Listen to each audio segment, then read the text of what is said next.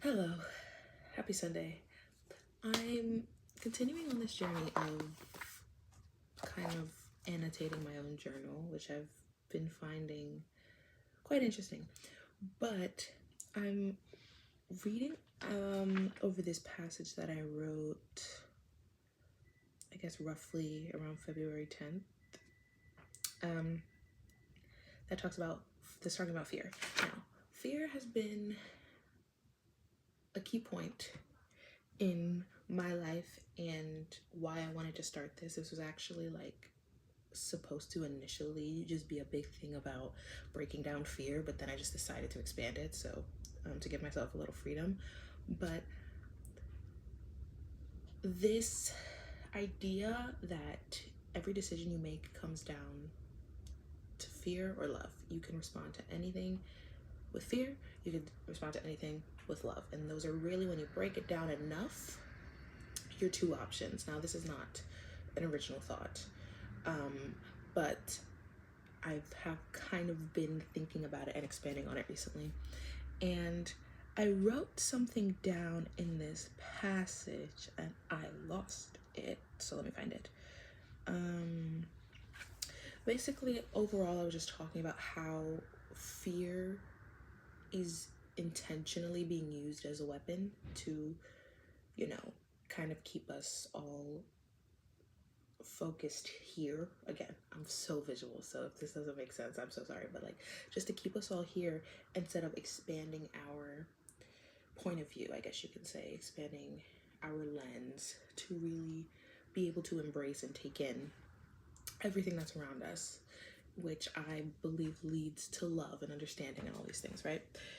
And I was writing about how fickle and how sensitive and fragile is the right word, this weapon of fear actually is.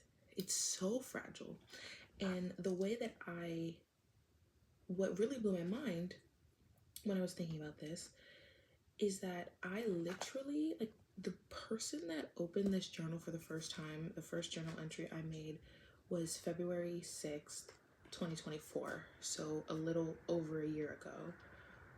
The person that opened this journal for the first time and the person that is like this much into the journal and has this much left of the journal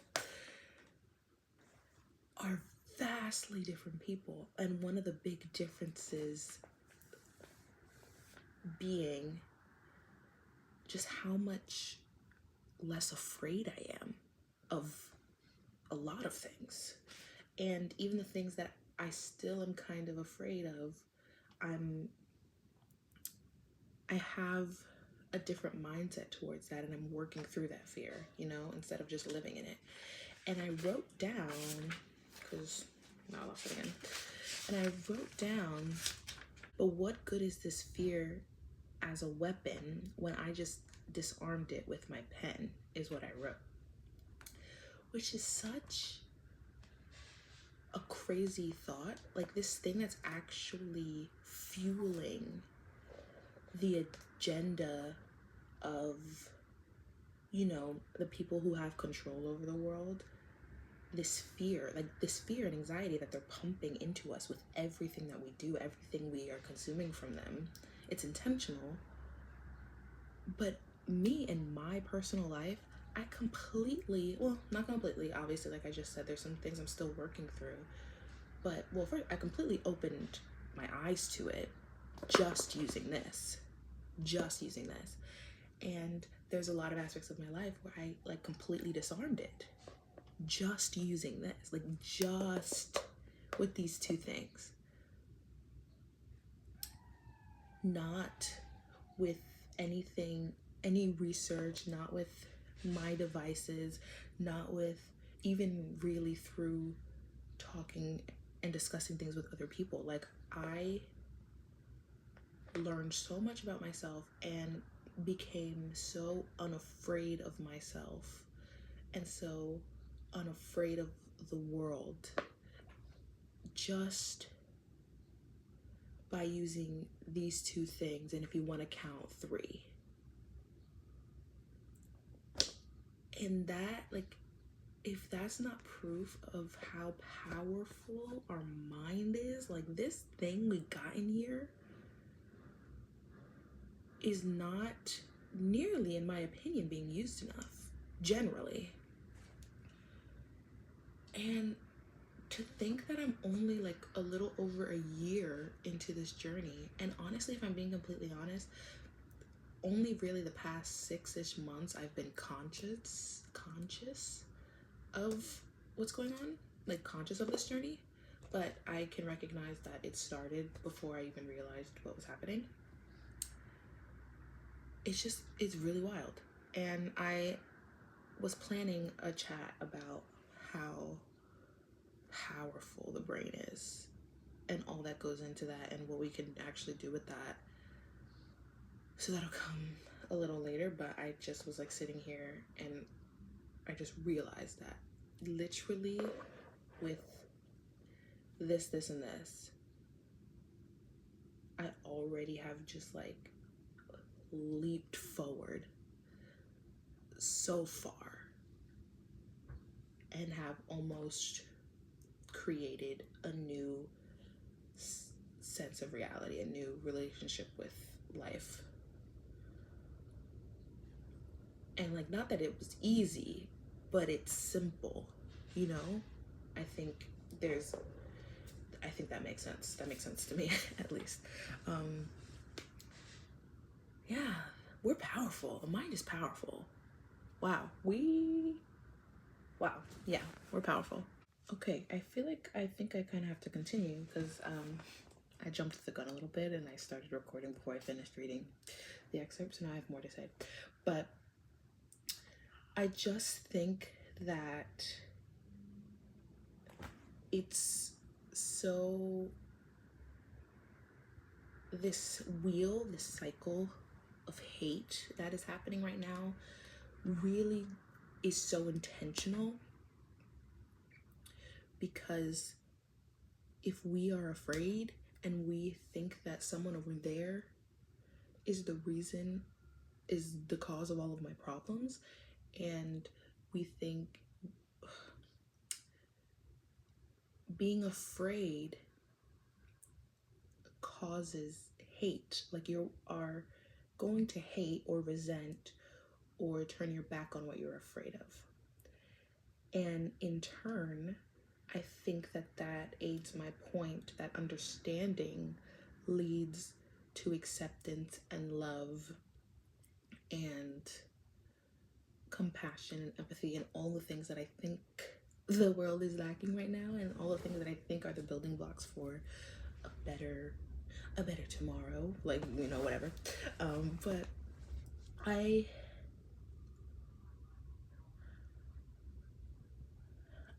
think that if we all just like kind of take a step inward, and anytime you like have kind of disdain towards something, or you hate something, or you like, I even I've been catching myself, like I've been doing these exercises where I'm like, every time I'm like, oh, I hate that, I'm like, okay, wait, hate is strong. Hate is a strong word, and sometimes you just say it kind of like in a slangish way and it doesn't really mean anything.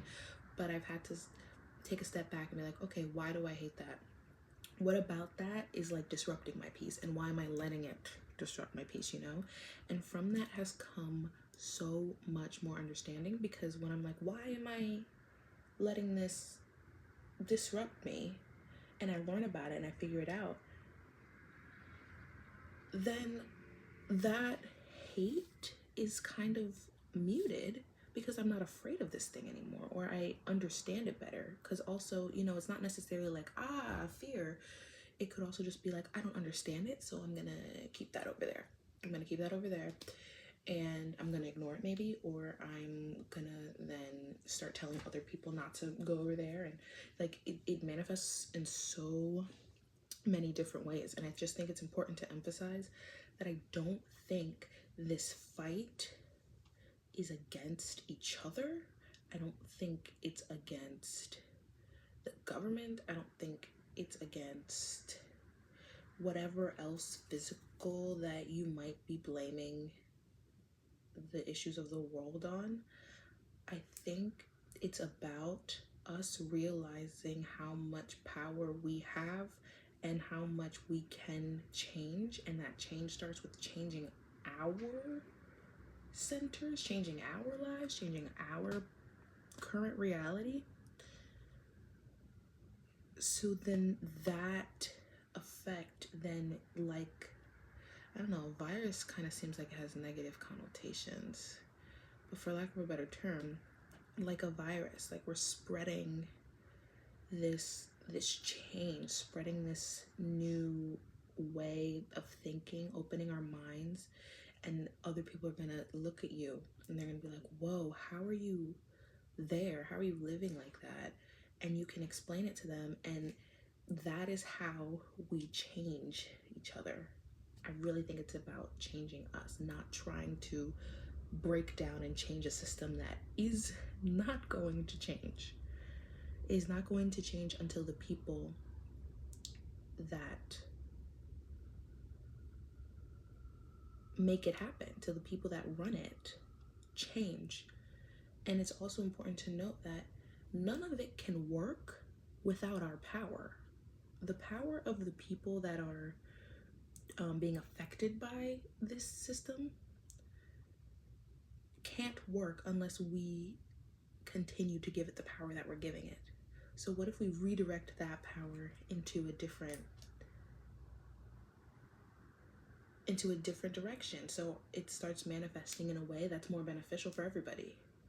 Because I even wrote this here as well, like, I think, and I say this a lot actually, I think there is a way, like if we all sat down, put on our thinking caps, used our brains, put our egos aside, put our pride aside, had a conversation about how we could live in a way.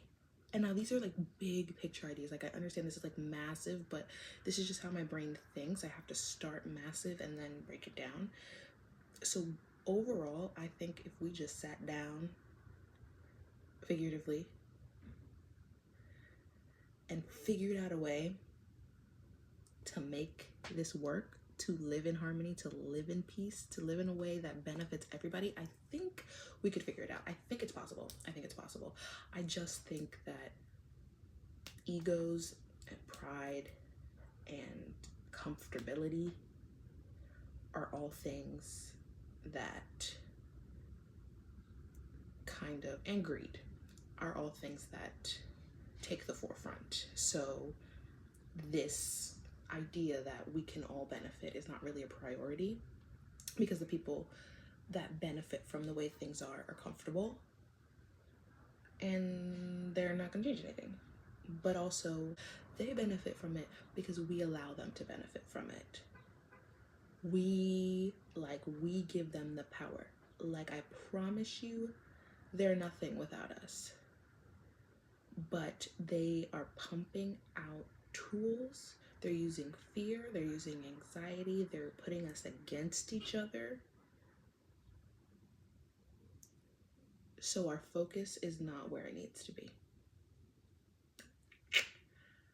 And I am still trying to figure out where my focus should be. Like, I don't have the answer to that.